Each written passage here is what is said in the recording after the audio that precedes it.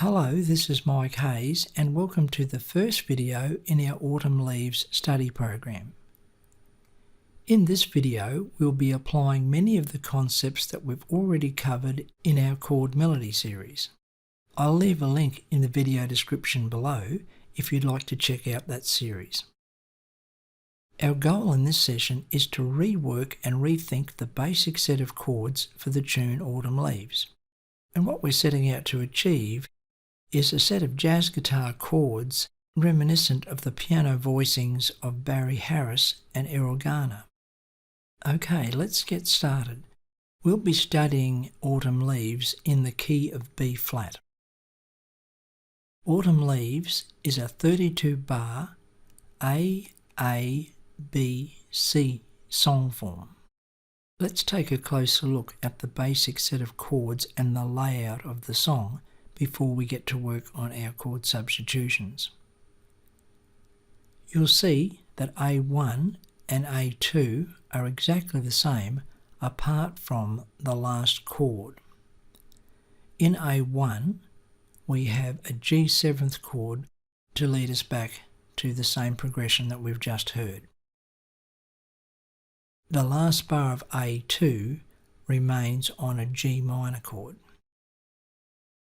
Moving on to the B section, and we'll notice that it's the exact same progression as A2, only the other way around. Now moving on to the C section, and it starts out the same as the B section. We have an A half diminished moving to a D7, then a set of chords moving around the circle of fifths.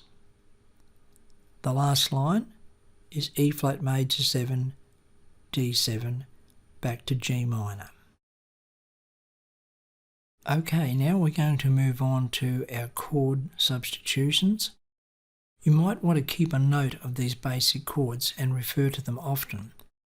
From here on in the video, I'll mostly be playing the substitute chords. Let's begin with the chord progression in the A1 section of Autumn Leaves. On the screen you'll see the basic set of chords on top, and below that you'll see another set of chords that I'll be using as substitute harmonies. I'll go through each bar and explain my thinking as to how I arrived at the substitute chords. In bar 1 I'm substituting an E flat 6 for the C minor 7. And the idea behind that is that I'm playing the relative major sixth. In bar 2, I'm substituting C minor sixth for F7th, and the thinking behind that is the minor sixth on the 5th. So F7th is the chord in the original progression, the 5th of F7th is C, therefore I'm playing a C minor 6. In bar 3 I'm playing F6th, which is the concept of a major 6th on the 5th. The original chord was B flat major 7. The 5th of B flat major 7th is F, therefore I'll be playing F6. And it's the same principle in bar 4. The original chord was E flat major 7. The 5th of E flat major 7 is B flat, therefore my substitute chord will be B flat 6. On to bar 5, and the concept here is that I'll be playing the relative minor 6th. So the way to think about this is the chord in the original progression was A minor 7 flat 5. The relative major to A minor is C major. However, I'll be playing the relative minor 6th, so I'll be playing C minor 6. Over to bar 6, and the concept here is that I'll be playing a diminished chord a semitone higher than the dominant 7th chord. The original chord was D7, so I'll be playing a diminished chord a semitone higher. I've named this chord C diminished. However, of course, we could name that chord E flat diminished, A diminished, or G flat diminished. In bar 7, I've simply used the minor 6th chord to create a 4-note chord which will match up with all the other chords that I've been using up to this point. Over to bar 8, where again I'll be using that concept of playing a diminished chord a semitone higher than the dominant 7th chord to produce a dominant 7th flat 9 sound. So the chord was originally G7th, so therefore I'll be playing a diminished chord a semitone higher. I've named this diminished chord B diminished, but of course we could have labelled it as A flat diminished, D diminished, or F diminished. Let's have a listen to how these substitute chords sound. The bass will be playing from the original set of chords and we'll be overlaying the bass part with our new substitute chords. And since the progression for A2 is almost exactly the same as A1, I'll play the progression through twice, and don't forget to check out the different voicings that I'm using in the second A section. Here we go.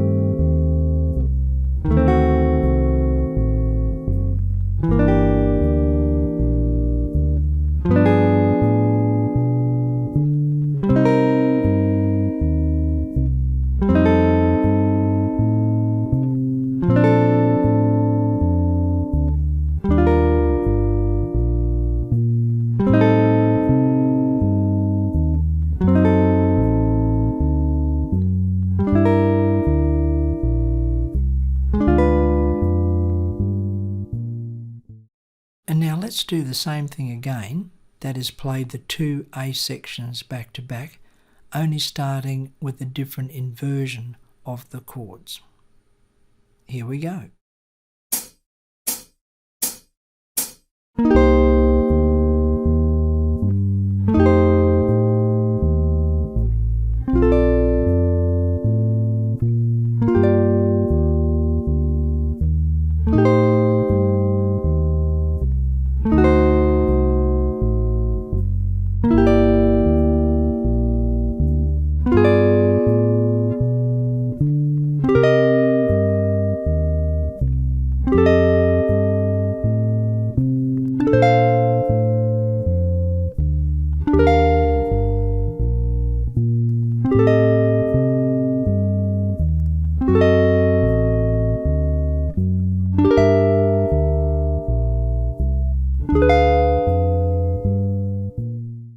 And now I'm going to play Autumn Leaves all the way through.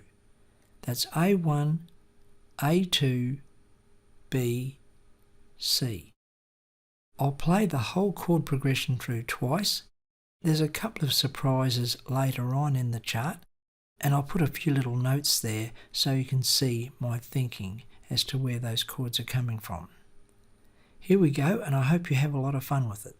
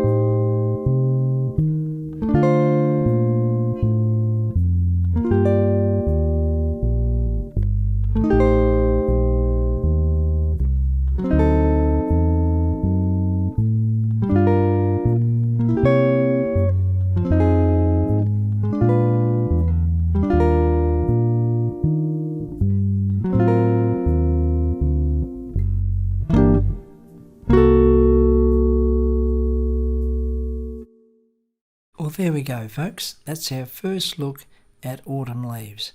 I hope you've enjoyed it, and there's more in the pipeline. So don't forget to subscribe if you haven't already, and if you like the type of things we're doing, don't forget to hit the like button. It really helps us out. If you have any questions or comments, don't forget to pop them in the comment section below. And as always, I look forward to catching up with you again next time. Bye for now.